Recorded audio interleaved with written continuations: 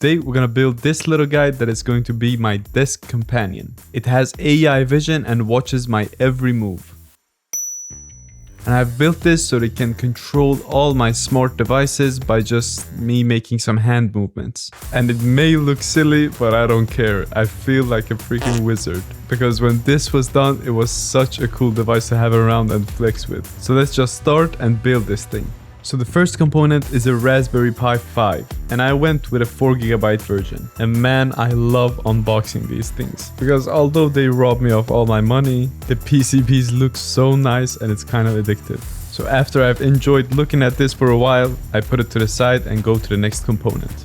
And this is the Raspberry Pi Camera Module 3, and the CSI or FCP connection that comes with it doesn't match the Pi. So I had to buy an adapter cable for it and connect that to the camera. And when it comes to the heat dissipation, I'm thinking either the Raspberry Pi 5's own dedicated fan or just some cheap heat sinks I got from Amazon. After some thinking, I went with the heat sinks and thought that if it gets too hot, I can just switch it out to the fan later. So I attach it to the CPU, and then I also attach the CSI cable to the Pi. And I can tell you that it always feels a bit uncomfortable attaching this cable, because it feels like you're going to break the connection. But to this day I haven't broken anything yet, so it's all good. And for the last component, we need some round screens. And these are the ones that we used in an earlier project on this channel. And I really love the quality, so I will use them again. So I fetch some cables and connect it to the screen. Then I bring the Pi and the screen and connect it up at my desk. And the manufacturer here has the manual on how to connect it up, so I just use that. And now everything is connected, but before we power on the Pi, we have one more thing to do. And that is to flash the SD card with the Pi OS.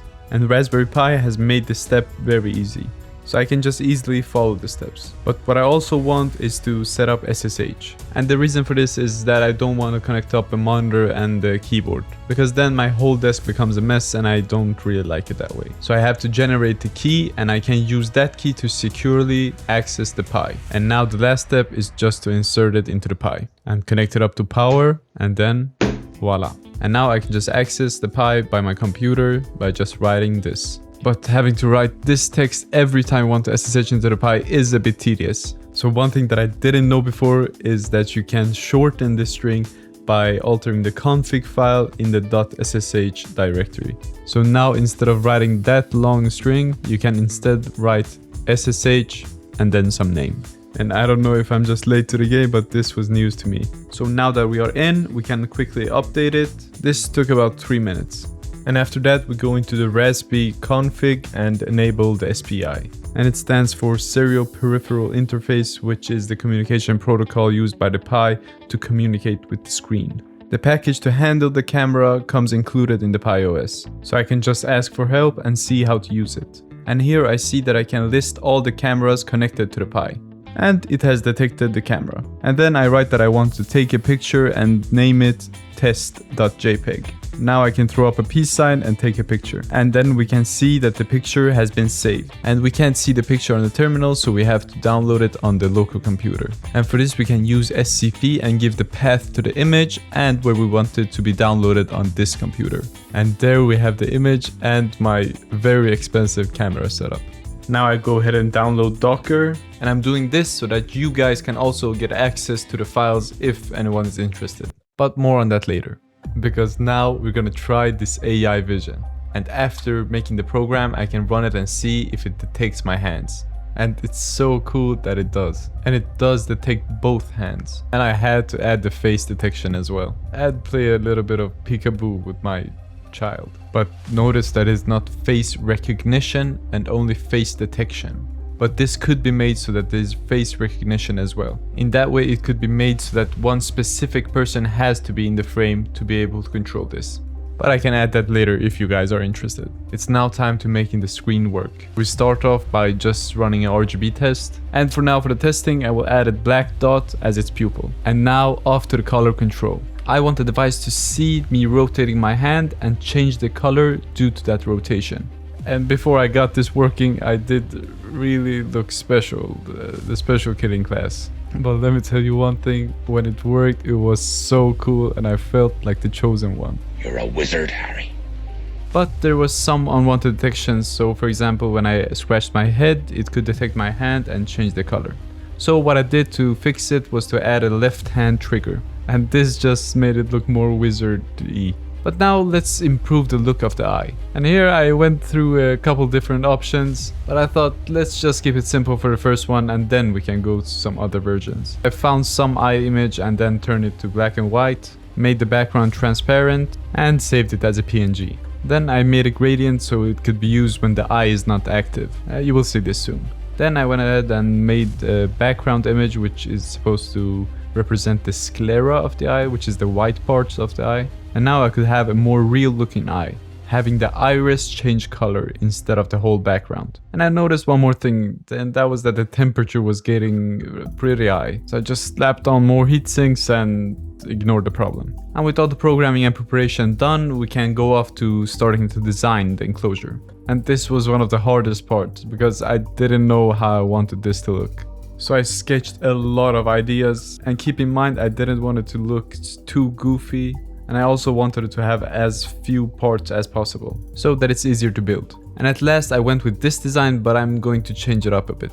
So the first thing I do is to bring all the components into Fusion, and if any components are missing I go on GrabCAD to find them. But these components are so common that there's always someone who has modeled them. And to ensure that everything will fit, I just make a test print and try it out. And now I can go on with the real design. And for the design I wanted it to look a bit like a raccoon, because of the channel name and my love for raccoons. And I got the face looking pretty nice, but the head was another story. It's because the head looked messed up at first and somehow reminded me of the dog from Adventure Time. But I just made it shorter and then it looked better. And if I do see some interest in this project, I have some plans on adding a speaker and microphone to the device. But that's in the future. But one thing that I'm keeping in mind is to design this so that it can easily be recreated. Because if I decide to drop the files, I want you guys to be able to rebuild this easily. And I can tell you that I've been working really hard on dropping some of the build files on the devices that I built on this channel. So if you do like the projects made on this channel, visit my website and join the email list. And I will notify you when I have dropped the files. Because I'm cooking up some real good stuff. But let's get back to business. Because the designs are done and ready to be 3D printed. So I just load them up to the slicer and export the G-code. And now that all the parts are done, I take off the supports with a lot of difficulties. And these surfaces are pretty bad, so I will try to sand them down. So I get my stuff and go outside. Because in the last video I did this part inside and I promised myself never again. So I get to sit outside, enjoy the weather and start the sanding. And this took a lot of time. And I think the reason is that I tried to sand the plastic and just didn't go for the wood filler at the beginning. But this is my second time doing this and I haven't researched this so well, so if you know how to optimize this, please leave it in the comments. But when I did go for the wood filler, it was for this part. This one had so many deep grooves, so I just had to do it. And I did apply a lot of wood filler, or at least I think I did. After this, the sanding part became much easier. And I got this part to become really smooth. And then I got a primer, and I don't really know if this is needed or not, but I went for it anyway. And when it was dry, I went for a black spray as well. And the black spray did have some dried out particles inside it, so it destroyed the smoothness of the surface. But at least it got better than the original. But now that that's done, I have one more step before assembling this whole thing. So because I went with a device that has 2 eyes, I have to try it with 2 screens as well. And it may look like the Raspberry Pi only has room for 1 SPI connection, but there is also a second one. You can see this here. But the thing with this one is that it's not enabled by default. So I just start with the connections, then I go into the Pi and see which SPI buses that are enabled. And here I can see that only the SPI 0 is enabled. And to alter this, I go to the config file and add this line. And now by running that command again, I can see that there is one more SPI bus enabled. And after some altering of the code, the eyes light up. Everything is now ready. And now we can start off with the assembly. So to be able to do this comfortably, I have to disconnect the existing wires. And I also decided that I will go with the fans anyways. So I take off the heat sinks as well. I think these were meant for the stepper drivers here. So these guys will get their heat sinks back. When all the heat sinks are off, I can install the dedicated fan. And I've never used one of these fans before, so I do not know what to expect. But they do look really nice and with high quality. And they seem quiet. How can something look quiet? I don't know, but it just feels like it is quiet. So I just hope it is. And it seems to have holes that are dedicated for the fan. And it's so that the mounting holes are not used for this purpose. So I just find a way to install it, and then I take off the protective film. And then I only have to line up the plastic screws with the dedicated holes. And then I press firmly so it sticks to the surface. Then I push the screws in until I heard the clicking sound. This screw and spring lead to the heatsink always having a pulling force on it, so it can dissipate heat better. And now the only thing left is to electrically connect the fan to the board and then tuck the wires somewhere. And now comes the thing we've all been waiting for, and that's the assembly. And someone in the comments told me that I rushed through these, so I will take it more slowly this time. So let's pace it down and enjoy the assembly.